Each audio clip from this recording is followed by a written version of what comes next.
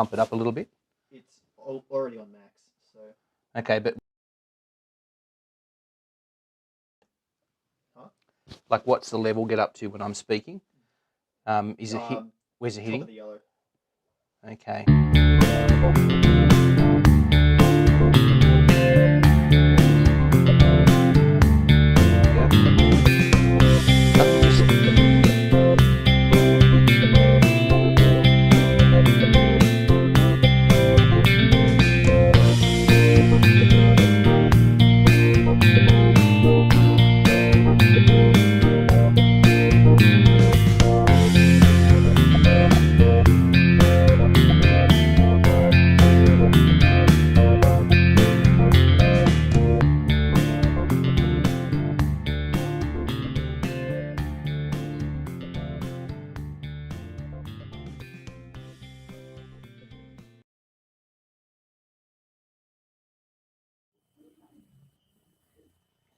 Hey everyone, welcome to Tuesday Night Live. It's great to have you all here. If this is your first time here, we are Bathurst Christian students, and today we will be taking you through a talk on Jesus' crucifixion, which is really exciting. So it's great that you could join us. It's a great week to be here. And then later on after the talk, we'll have a chance to do some question time. So we've got the comments are open on YouTube and Facebook.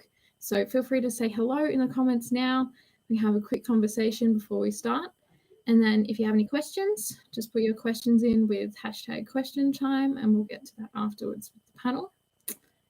So if you don't know me, my name's Jess, and we're going to bring another mystery person in a moment. We're going to have a discussion about near-death experiences. So Tash, when she comes up. All right. Tash, how are you going? I'm good. How are you? Yeah, not too bad. How's your week been?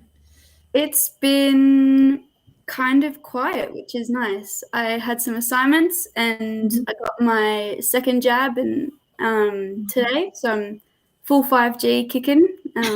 But yeah, been pretty quiet otherwise. Oh, good. That's good. So as I said before, we're talking about near-death experiences. So do you have a cool story to share with us? I do. It wasn't really near death, but it felt near death to me, so I think that counts. Yeah. But the last time I went to visit my sister in Newcastle, she was like, let's ride our bikes to the beach. It's a nice day. And I was like, oh yeah, that sounds good. Hadn't ridden a bike in 12 years. Oh, no. And just a disclaimer, you do forget how to ride a bike. It's not the kind of thing that you learn it once and you always know. You do forget. And so my sister Gabby, she was like, yeah, like we're just going to go up this sneaky path and then we'll go along like one of the main roads and then we'll just go along the walk and like get to the beach. And I was like, yeah, neat, sounds good. And so we turned off her street and we went up this hill and it went up a ramp and then a right angle turn. But if you missed the right angle turn, there was a lake right there. And she didn't tell me about the lake. So I followed her up this ramp and we were going up and I was like, oh my gosh, Gabby, there's a lake. She was like, yeah, just turn. And I was like, I can't. And I fell into a hole because I thought I was going to fall into the lake if I went up. So I stopped and then the bike just tipped and I fell into a little ditch and this old lady came over and was like, are you okay? And I was like, yeah, I'm fine. And yeah, it was awful. And then I didn't want to keep riding, but she made me. And then I nearly got hit by a car and it was a whole thing. Oh, wow. Wouldn't recommend. That is dramatic. Have you ridden a bike since? I have once with much peer pressure, and I can confirm it went well. So yeah, oh good. I've learned from my mistakes. Yep. Don't ride near lakes. Oh, Rhyming, that must be true. Yeah. Oh, dear. Yeah. What about you, Jess? Look, I don't have anything too exciting. I just remember this story that my parents told me, so I don't actually remember this. I was 4 or 5, maybe. We were staying somewhere which had a bunk bed, so it had like a ladder. And obviously I was quite young. I don't know that I've ever been on a bunk bed before. I'm an only child, so bunk beds are quite a foreign concept to me. anyway, I decide they had like a rule: don't climb the ladder when they're not in the room. But what did I do? I decided to climb it. Anyway, I'm climbing the ladder and I'm hanging, like somehow slipped. I'm hanging by one hand. They seemed to exaggerate that it was quite a long time I was hanging there with one hand. I don't think it was. I struggle to do that now. So, but apparently, yeah, that was a bit of a scare. Yeah. I'm not surprised. Let's see if we've got any. Oh, Ellie's got a comment. Yeah. She T-boned at a roundabout once and her bus crashed when she was in primary school. Oh my goodness. Oh, goodness. Terrifying. Yeah. I feel like that would be bad repercussions for the bus company, driving a bunch of primary school kids. Yes. Oh my goodness. Oh my goodness, Rach. Very dramatic. She and her dad got held at gunpoint by a psycho. Yeah. Classic Oberon for you. All right. That's intense. Oh, Ben's run out in front of a car a few times growing up. Great. Ben's probably that friend who, as a grown adult, you still need to hold his hand before you cross the road. Look both ways. Yep, exactly. Yeah. Oh, Pat rolled his old Hilux Ute when he was 21. Oh my goodness. Goodness. Did the Ute come out okay, Pat? Let us know. Lots of dangerous car experiences. Not good. Oh, yes, true. That's a good one. Let's see if we've got any others. I think that's about it. There was also a couple times. Oh, sorry. No, you go. Back in, I think it was like 2016, there was a phase where people were dressing up as clowns and like scaring people around town. Oh. And I remember I used to live in like the Bronx of Dubbo, so a bit of a sketchy neighborhood. And I was catching the bus home one day, and I remember there was this old abandoned house like just near my street, and we drove past it, and there was a clown with a baseball bat like walking around in the middle of the day. So like it was still scary, but hopefully not too threatening. But I got off like a couple houses down from the clown, and I remember we looked and we made eye contact, and I just sprinted home. Yep. That was terrifying. Totally fair. Oh gosh, that's scary. Oh dear. Okay, Tim, that definitely counts. Having a cupboard falling on top of you, for sure. Absolutely. Yikes. Was it a big cupboard? I'm assuming so. Surely, yeah. That's always terrifying when you get stuck onto something and you're just lying there and you can't move. Man, yeah, like the feeling of being helpless. Yeah, that would suck. Oh dear. Nice. Well, keep putting them in the comments, guys, if you like. But I think it's probably time to head into our Bible reading now. So I'm going to hand over to Tash, who's going to read Luke 23, verses 26 to 46 for us. Awesome. Yep. So as just said, Luke 23, 26 to 46. Let's have a look. As they led him away, they seized Simon from Cyrene, who was on his way in from the country, and put the cross on him and made him carry it behind Jesus. A large number of people followed him, including women who mourned and wailed for him. Jesus turned and said to them, "Daughters of Jerusalem, do not weep for me. Weep for yourselves and for your children. For the time will come when you will say, 'Blessed are the barren women, the wombs that have never bore, and the breasts that have never nursed.' Then they will say to the mountains, 'Fall on us,' and to the hills, 'Cover us.' For if men do these things when the tree is green, what will happen when it is dry?" 2 other men, both criminals, were also led out with him to be executed. When they came to the place called the Skull, there they crucified him along with the criminals, one on his right, the other on his left. Jesus said, "Father, forgive them, for they do not know what they are doing." And they divided up his clothes by casting lots. The people stood watching, and the rulers even sneered at him. They said, "He saved others. Let him save himself if he is the chosen Christ of God. The soldiers also came up and mocked him. They offered him wine and vinegar and said, If you are the king of the Jews, save yourself. There was a written notice above him which read, "This is the king of the Jews." One of the criminals who hung there hurled insults at him. "Aren't you the Christ? Save yourself and us." But the other criminal rebuked him. "Don't you fear God," he said, "since you are under the same sentence. We are punished justly, for we are getting what our deeds deserve. But this man has done nothing wrong." Then he said, "Jesus, remember me when you come into your kingdom." Jesus answered him, "I tell you the truth, today you will be with me in paradise." It was now about the 6th hour, and darkness came over the whole land until the 9th hour. For the sun stopped shining, and the curtain of the temple was torn in two. Jesus called out with a loud voice, "Father, into your hands I commit my spirit." When he had said this, he breathed his last.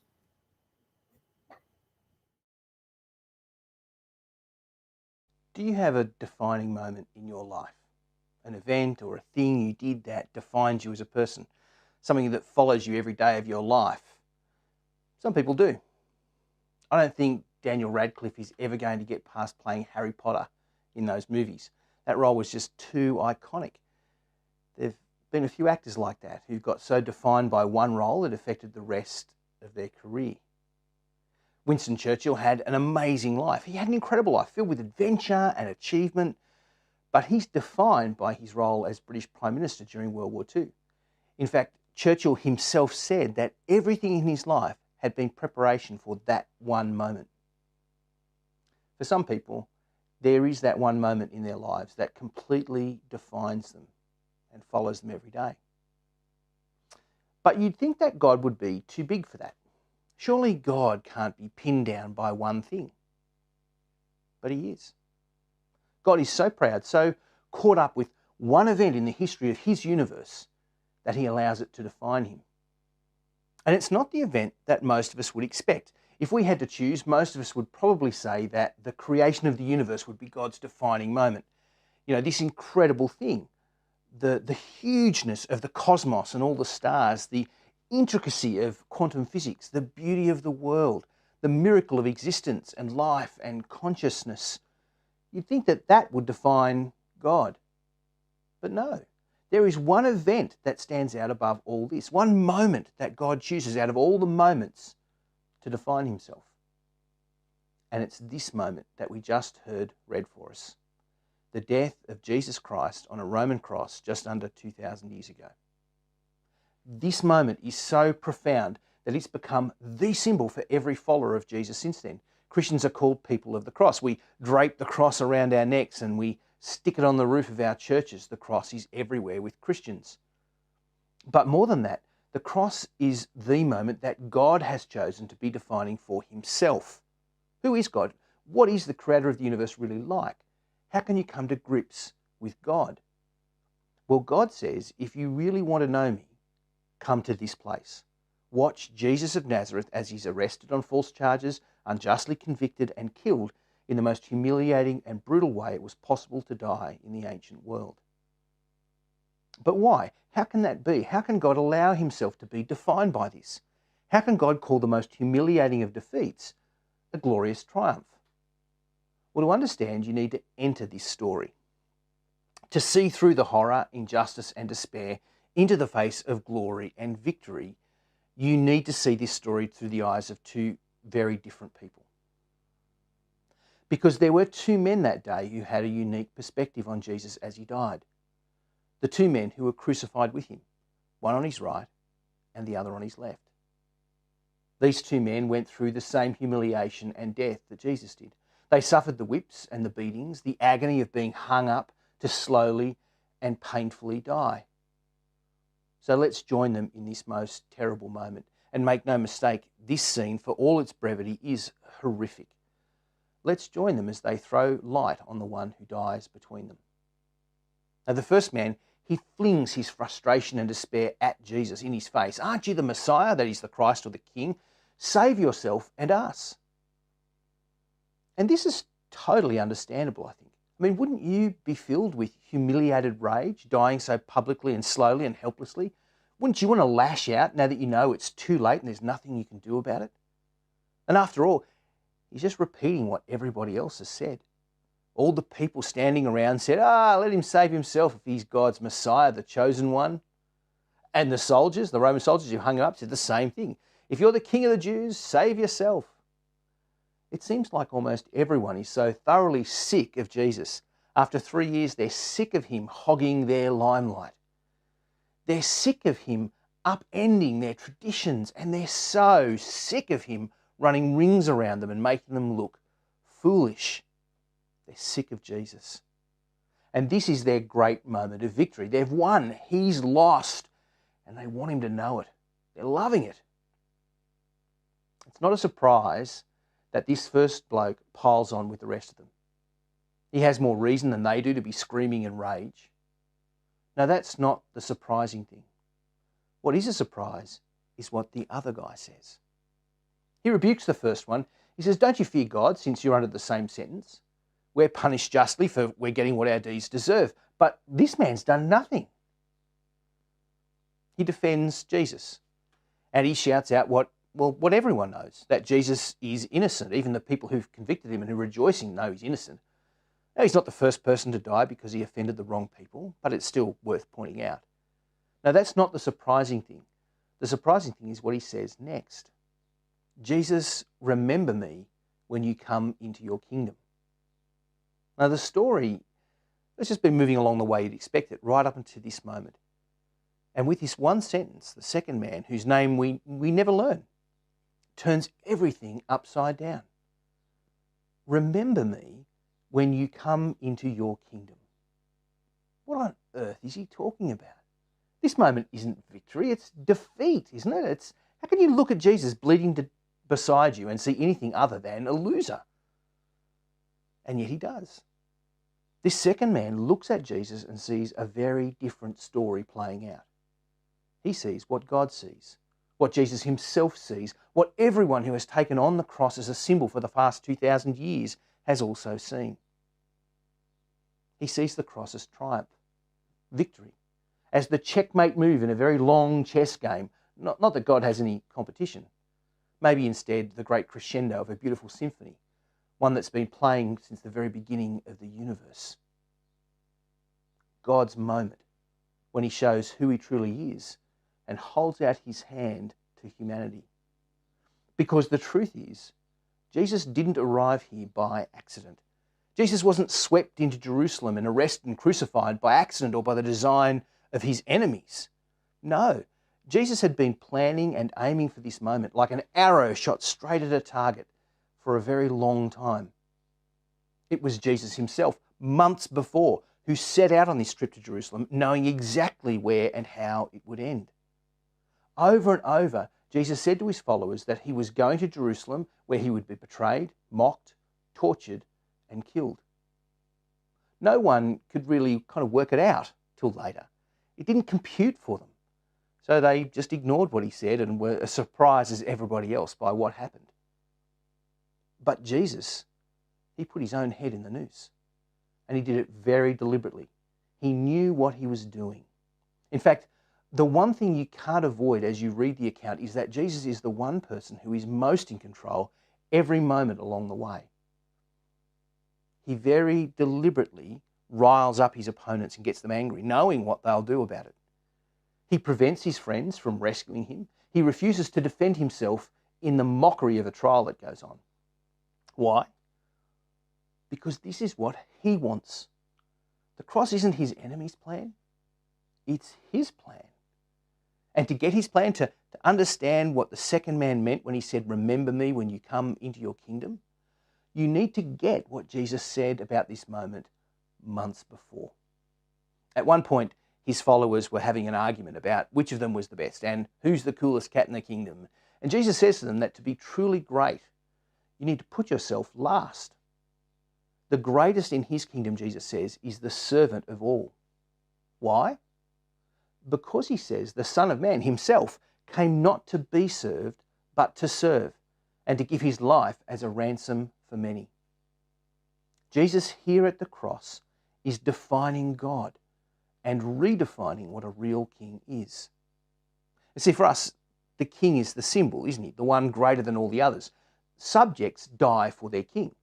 The king sends them out to fight for him. And that's always been the case. Changing to democracy hasn't fixed that. Just still the low who die for the great. But not with Jesus. Not with God. As this man bleeds out his life with a sign above his head that says King, as he dies, he tells a very different story. It's the king who dies on behalf of his subjects. It's the king who puts his life in their place to save them, to rescue them. And this second man knows it.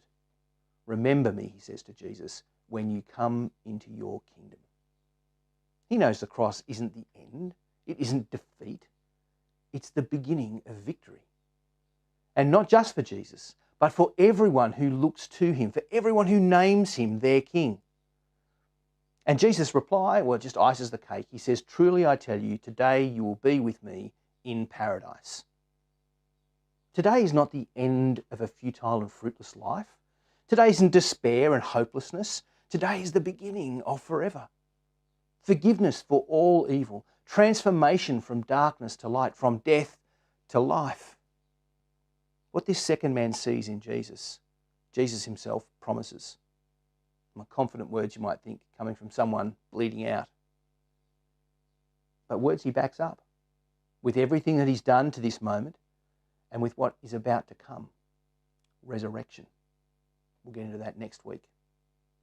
But for now, I have a question. What do you see when you look at Jesus? When you see Jesus crucified? Do you see like the first man, like the crowds, like the soldiers? Do you see just another pointless and futile death, yet another loser who's lost it all? Or do you see with the eyes of the second man? Do you see what Jesus was doing there in this moment that he chose for himself? Do you see the cross as meaningless? Or do you see it as God does? His defining moment. The moment he showed what he was truly like. A God who would give everything for the sake of others. And do you see it as your defining moment? If you will just reach out and take the hand that he's offered you.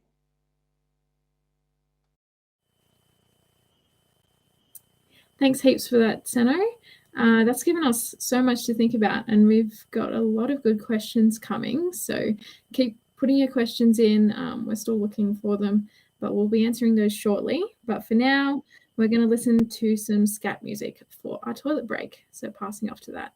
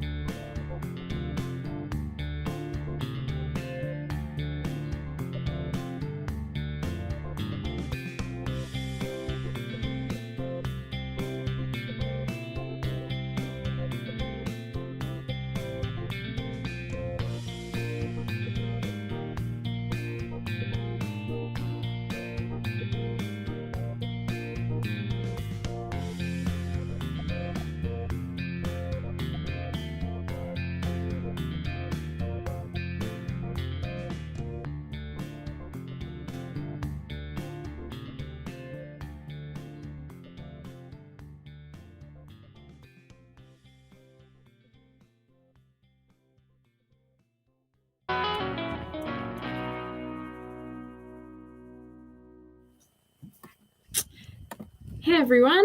As you can see, we've got a couple of extra people on with us now. We've got Senna, Leslie, and Ryan here for our question panel. So feel free to say hello to them in the comments. How are you guys going? Okay. Yeah. Oh, yeah, doing all right. By the toilet break. Yeah, fair enough. One seriously looked like a loaf of bread. Oh, that's not nice. I think that might have been a loaf of bread that snuck in from a Breads of the World toilet break. So you never know. It had too much grass fibre, but I'm pretty sure the rest of them came out of the back end of animals. So Gross.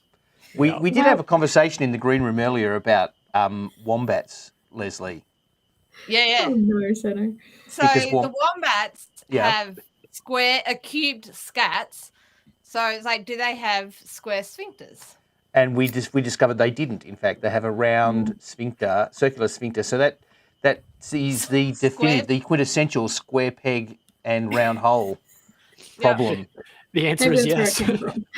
Oh dear. You got to feel sorry for the wombat. Oh dear. Well, I feel like that's sufficiently got us warmed up, but I do want to hear you guys, like your near-death experiences, if you guys have any you'd like to share. I'm sure Sandy's got lots. Yeah. I'll go first because it's good. Go, Leslie. I just driving on dirt roads, going around corners a little bit too fast. Yeah. Pretending I'm a rally car driver, and not so much. I don't think it. Like on reflection, I was fine. It was more just a bit of I scared myself. Yes, fair enough. That's probably the closest. Yeah. Being dumped by waves at the beach. Oh, that's scary. Yeah, it's fair. As a kid, that's I hate the beach. You're definitely a country girl, Leslie. Like salt water up your nose, in your mouth. It's just disgusting. It's like, no. Yeah. Yep, fair enough. Ryan, how about you? I think all my near-death experiences are car-related. The first one that comes to mind is one where I was pulling out of a friend's driveway and he went from the driveway right onto the highway here in Bathurst. And right next to the red lights, some of you might know who I'm talking about. But as I came out, I drove and just went straight into the red light. And behind me, in my mirror, I saw a truck like still going like at least 60 kilometers an hour. And so I just saw it and quickly, and like thankfully the road next to me, like the lane next to me was open. So I just pushed into that one pretty much and just saw a truck fly by through a red light and just kept going. Ooh. It was so bad. And I just kind of looked at my mate and just went, well, we almost died. Turned to mush. That's quick thinking on your part. That's good. I guess so. It was one of those moments where you don't actually think. It just just takes over. Yeah. Okay, and Senna, which one of you decided to share today? Yeah. I feel like between the ages of about 15 and 20, I was pretty much near death just the entire time. We were pretty wild, my older teens. I was one of 5 brothers, and the oldest 3 of us, I was in the middle of the 5, and we got in lots of trouble. But we had my brother's car. He had a little Dado 1200, and we'd bush bash in it near our house. And there was a place where a guy had basically chopped the top off a hill to make an airstrip and then run out of money. And so it was this enormous flat piece of land with scrub on it and all sorts of ups and downs. And we'd go bush bashing up there all the time. And we played this game where my brother would chase us in his car through the scrub. And it's really easy to be chased by a car because you can sidestep and a car can't, right? And so, the car, he'd rev up, he'd come close, and then you'd just sidestep and he'd fang past and miss you, and you'd off you go. Until the moment where I kind of slipped on a wet patch of clay and just fell down. And my brother locked the anchors up in the car, and the car went straight over the top of me, and the front tyre stopped right there. Like, it wasn't quite hitting my nose, but I could definitely smell the inside of the tread of the tyre. It was right up against my face, and they thought they'd kill me. They thought my sister was hysterical in the car, and the first they saw was my hand appeared over the bonnet. It went plonk on the bonnet, and I pulled my head up level with the bonnet and went, I don't think I'll do that again. So, yeah, that I stopped doing that then. Then we went to car surfing. And, my brother would do, 120 Ks down this airstrip and with you on the roof and then do a handbrakey. And the game was you had to stay on the roof and they had to try and get you off any way they could. And so then he'd barrel down dirt roads and scrape on trees and bash your fingers and go sideways to try and flick you off the car, and you'd have to stay on. So yeah, Wow. that was one of the times. Yikes. Okay.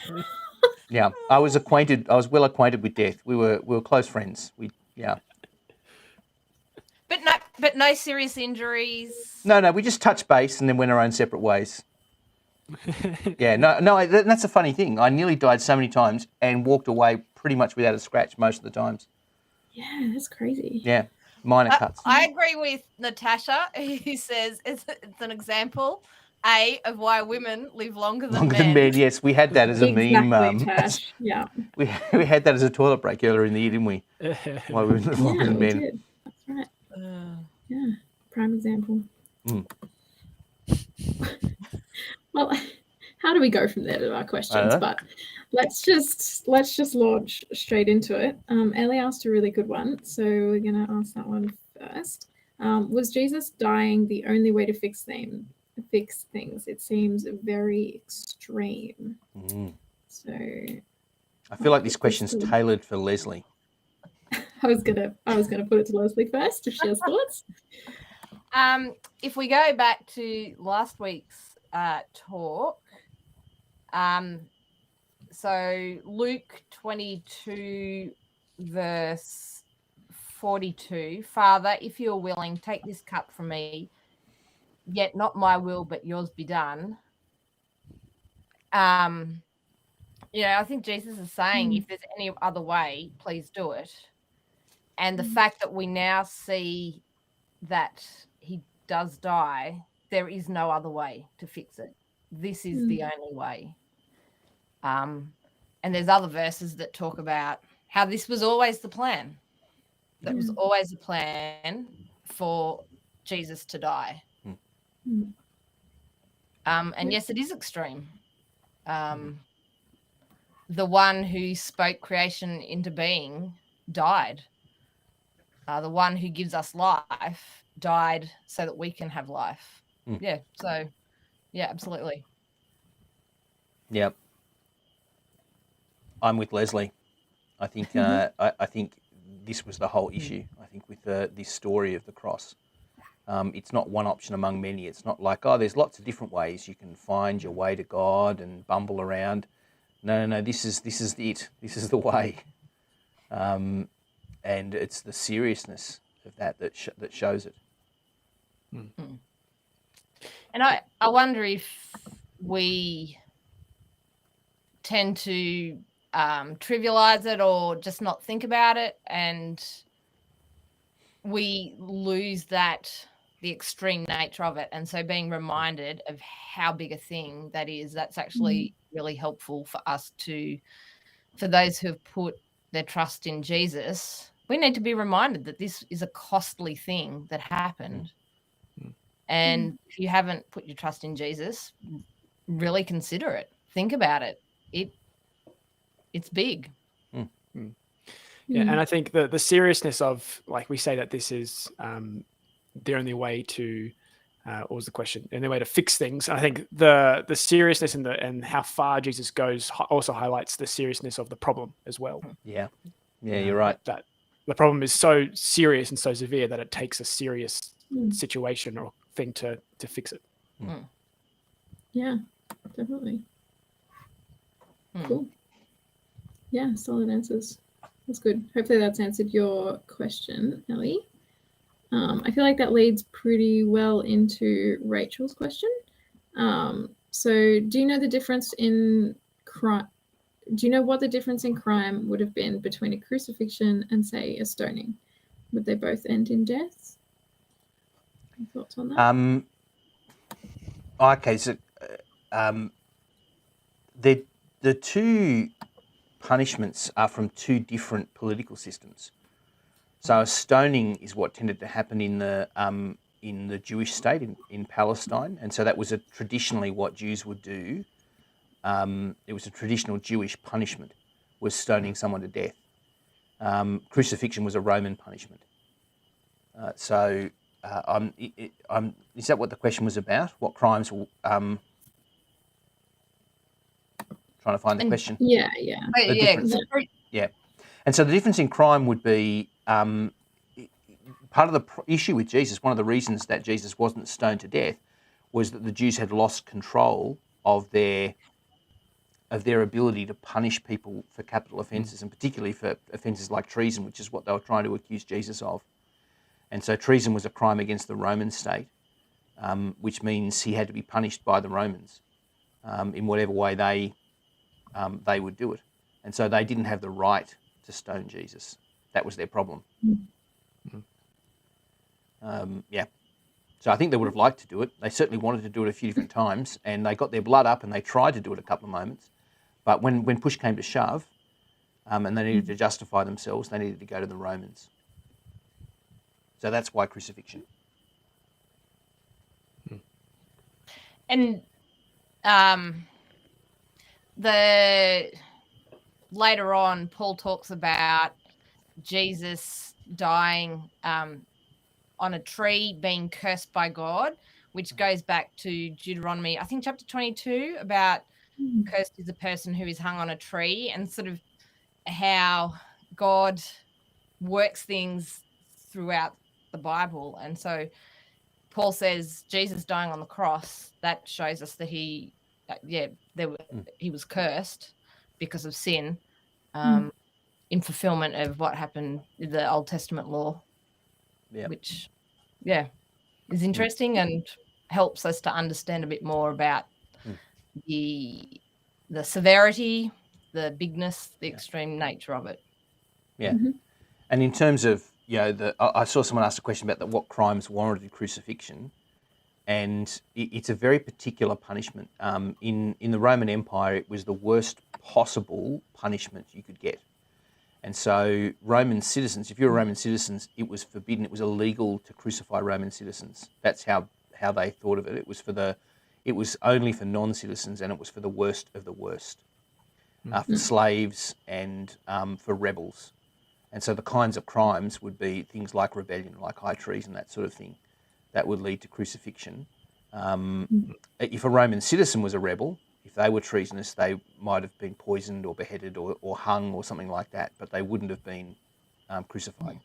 It was just seen as beyond the pale, the absolute worst thing they could do to someone. Yeah. And also, I think from a Roman point of view, it was therefore a deterrent for the conquered nations. Don't step out of line. Don't even consider being involved in treason, because this is what's going to happen. Well, certainly, yes. When there were large-scale rebellions, they lined the roads with the highways with crucified bodies. Yeah. Yep. I'm Spartacus. Any thoughts on that, Ryan? Any thoughts to add? No, I think everything's said that I would have said. Yeah. Yeah. Yep, that was a really good point, Leslie. I was going to say, to put my 2 cents in as a criminal justice student, that was the aim, was to deter people, and there was really quite a profound shift we see modern prison systems today compared to these types of punishments, very public, very in the face, it was really obvious what the punishment was to the public, which is very different to now, which is interesting. Yeah. So Tash asked the question that Sano, you were answering just then, but she also asked, how long did a crucifixion take generally? All right. Does anyone know? Would have been a good thing to Google. I know it. I know it can. While. I know it can differ, because sometimes it can take hours, but sometimes it can be shorter. I think it just depends on how strong the person is. And sometimes I think it took longer. It could take more days. than hours. So it could take days. It could take a few hours. It depends on the constitution of the person, because the whole point is that you're kind of collapsing in on yourself. You're hung down, and you kind of suffocate or drown eventually because you can't hold yourself up and breathe. And it's horrifically painful because the way to hold yourself up is to pull against nails through your body. And so, so it was awful. And the worst of them that lasted for days, which is why they cut this one short. Yeah. Cool. All right. Well, we might go into like more contextual kind of questions now. Tash asked, what is Jesus talking about in verses 28 to 31? That's a passage. Should we read those verses again? Daughters of Jerusalem, do not weep for me. Weep for yourselves and for your children. For the time will come when you will say, blessed are the barren women, the wombs that never bore, and the breasts that never nursed. Then they will say to the mountains, fall on us, and to the hills, cover us. For if men do these things when the tree is green, what will happen when it is dry? And he's quoting there one of the Old Testament prophets, Hosea, when he talks about that they'll call to the mountains to cover us. And that reference from Hosea is about that great day of judgment, the great day of the Lord, when God will bring the whole of the world to account for their evil. And in that day, people won't be able to face God. They'll call the mountains to fall on them rather than face the anger of God at them. And so Jesus is invoking that moment. And this is an apocalyptic style of address. And it's a mode of expression from the first century. It's a way of speaking. And he's talking figuratively about the situation that they're in. And he's saying, if you think this is bad, it'll be worse when I'm gone. If they do this when the tree's green, what will happen when it's dry? I think is actually saying there's worse to come. Yeah. I think you can read more about it in Revelation 6 as well. I think that story comes up as what it's going to look like.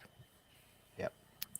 Is there also an element in which, in quoting those prophecies about God's judgment and God's judgment day, that it's helping us see that Jesus' death on the cross is that day? It's connected with the anger of God. We saw that last week, didn't we? The idea of the cup of God's anger being drunk by Jesus. Yeah. Yep. Okay, great. Thanks for that. Another question about a specific verse. So Ellie asked, in verse 43, does Jesus mean today, as in that very day, or is he being more metaphorical? Good question. I think he means today. Yeah. I think he means straight away. And so I think what he's referring to is that when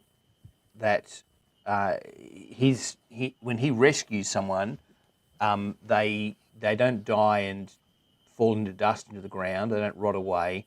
They go to be with God. There's a sense in which their being, their essence, who they are, departs to be with God and waits for the day of resurrection.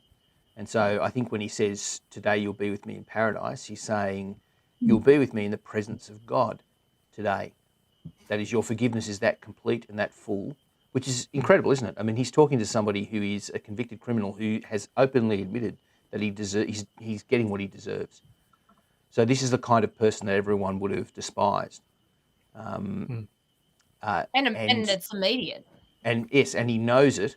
And yet when he calls on Jesus to remember him, when he actually, in a sense, throws himself on Jesus' mercy, Jesus immediately says, today you'll be with me in paradise. All is forgiven. Can you imagine that?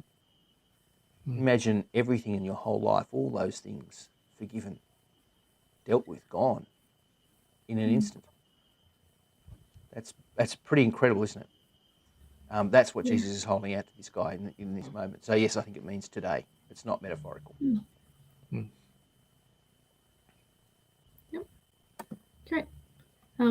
keep pressing on because there's lots of questions today, which is great. So Isabella asked a really good question. She said, why does the first criminal ask Jesus to save himself and us? Did he truly think that Jesus could or would save him or not? Good question. What do you guys reckon? Yeah, I wouldn't be surprised if either he probably thought he could. He's probably heard of the miracles that Jesus done, and maybe he's just going, "This is my last desperate play." But yeah, I wouldn't be surprised at all if he genuinely thought it could happen. Although I'm just thinking about like the soldiers mocking and taunting, and save yourself. If you're the king, save yourself. So it could be that, or I wonder if he's taunting them, and you say you can save people. Well, yeah, maybe. Yeah, I do. I know. I think I think. Yeah. Sorry, Leslie. I was just going to say that there's no sense with that first criminal of a repentance and asking for forgiveness like the second one does. I feel like I dropped somewhere in the middle because I don't think he could be mocking them the same way the crowds are. If I'm in the crowd, I'm feeling pretty good. I'm pretty breezy. I'm not dying. I'm happy, and I'm getting what I want. I'm getting a spectacle. And, the people in the crowd who are invested, they hate Jesus. And they're really happy to see him die. And so you can imagine they've got this great sense of schadenfreude. They're watching their enemy get his comeuppance, and they're really happy. And so they're mocking him like that. And so, he saved others, he can't save himself. They're going, he healed all these people. He made us look bad by doing all these miracles, and yet he can't perform a miracle now. What a loser. And so there's that kind of essence. Whereas I don't get that from this first criminal. I think he's in agony. I think he's bitter and in despair. And it's that more bitter or despairing kind of thing that he's throwing at them. And so it is. I think there is a mocking tone, but a much more bitter tone, an angry tone. If you couldn't you have done this? Couldn't you have done this, you mongrel? Like, we're all dying, and it's yeah. So not necessarily believing that he. No, not at all. No, in a way that the second criminal does believe. No. Yeah, the second criminal's response seems to suggest that I'm just rereading it now. But the second criminal seems to, the way he kind of rebukes him, it says in verse 40, that he doesn't fear God. So it feels to me that that the first criminal just wants to get out of this position that he's in. Yeah, there's those two responses to death, aren't there? There's that kind of there's that famous poet Dylan Thomas. The do not go. Do not go quietly or into that dark night. Rage against the dying of the light. And I feel like there's that kind of response of people who have resisted to the end and will not give in, and they are bitter and angry. They don't want to die. They hate it, but they hate God in effect just as much. And you can just feel that and hear that in the bitterness of this guy, as he kind of he. in his bitterness, weeps and shouts at Jesus. There's no give in him. Yeah, cool. Yep, that was really good insight. That's good. Okay, we're going to go slightly different now and go back to a question from last week, which Ellie asked. She asked, what does it mean that Jesus learned obedience and was made perfect? And she's looking at Hebrews 5 there.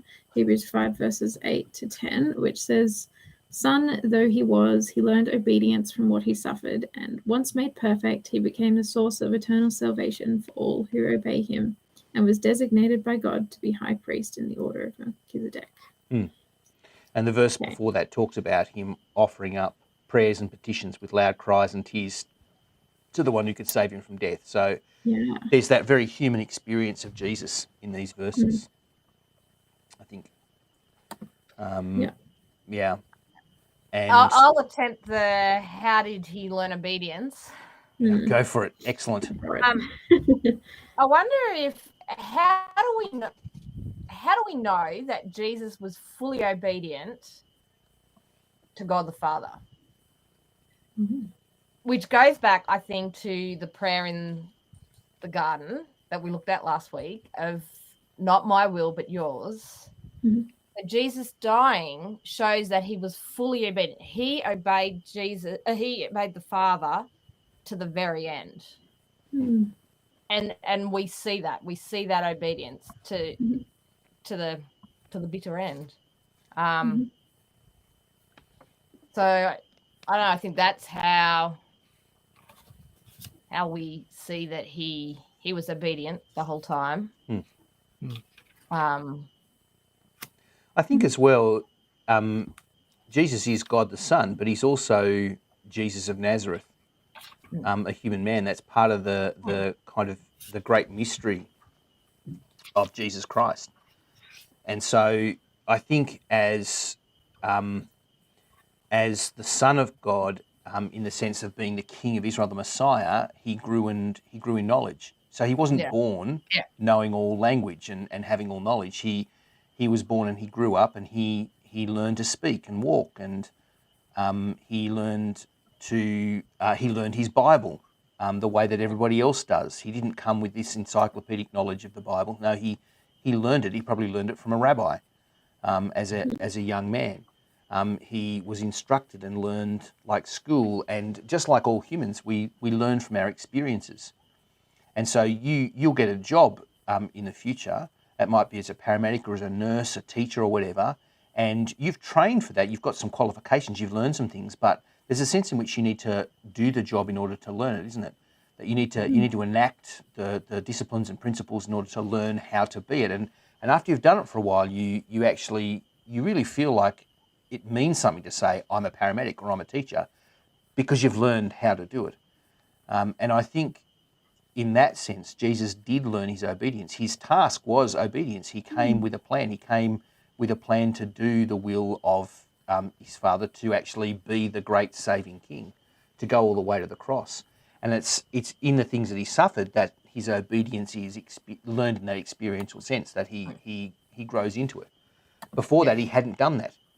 Before he comes to these days and he intentionally says, not your will, but my will, when he actually goes to the cross and goes through the experience, he hasn't experienced it yet. And so it's that it's in that suffering that he, in a sense, fulfills or perfects his role as the saving King.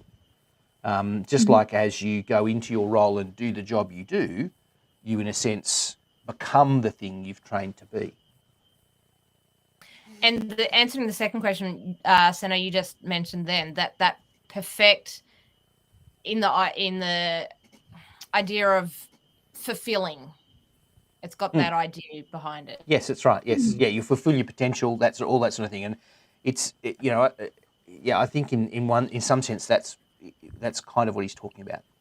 Jesus is becoming who he was, and therefore perfecting who he was. Yeah, I've always understood that as because I think the tension that you can hold when you read something like that is that Jesus wasn't perfect and then was made perfect, which is not what that's saying.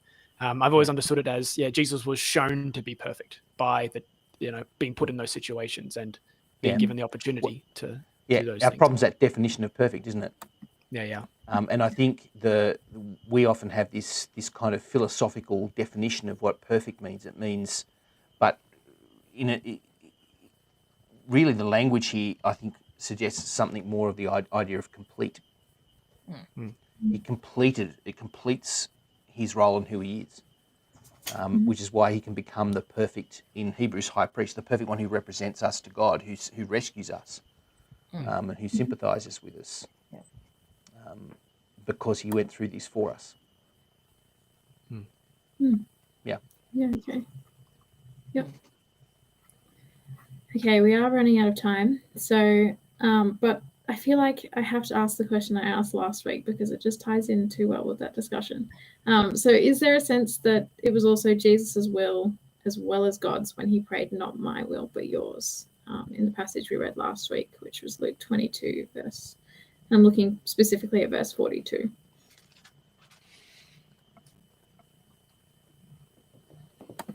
So. Well, in one sense, I don't think they can have contrary wills.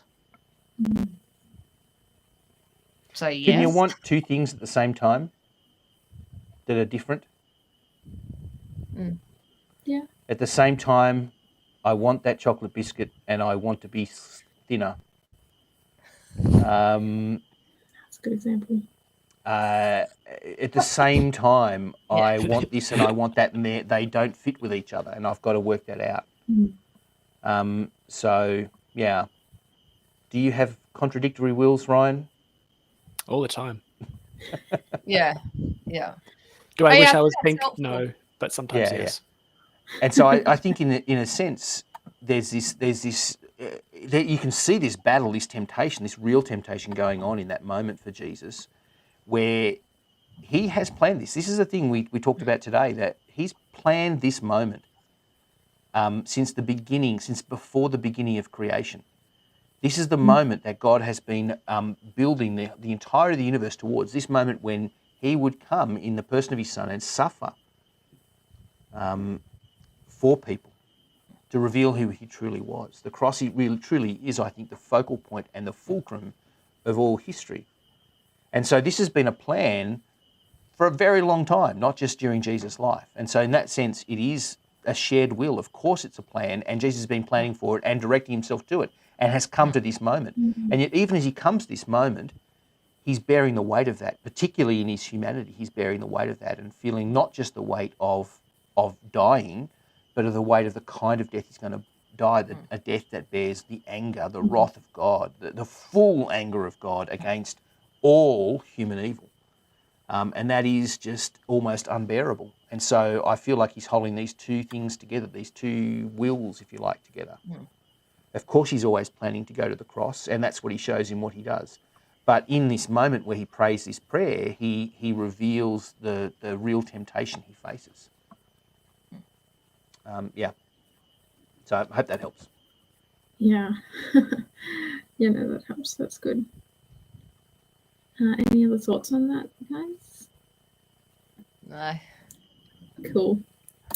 The other question I really want to ask, but I think it's best if we leave it for next week, is from Laura, who asked, how do we know Jesus' death paid for our sins? Yeah. Do we need to just believe what he says, or is there evidence? Yeah. I don't know where we'll get to the next couple. Yeah, I don't know we'll get to the next couple of weeks where it might get buried, but we don't really have time tonight to really go into that, I don't think. Yeah, but I think it's a great question for next week.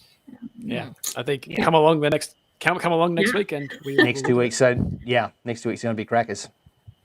Yeah, great. And again, if you're not watching live and you have a question, feel free to put it in, and we'll get to it later. And sorry we didn't get to your questions, Rach and Patrick, but don't worry, we will get to them in later episodes. Cool. So, we'll sign off for tonight. So thanks everyone for coming. Thanks for commenting and giving us heaps of questions. That's really great. We'll be online again next week. We'll be looking at the Skeptic's Guide to the Resurrection, which will be part 1 of the story. So make sure that you tune into especially the next 2 weeks. And if you have time, it'd be good to read it in your Bible beforehand so that you're aware of what we'll be talking about. But yeah, I think that's everything. So we will see you next week. See ya. So yeah. Bye.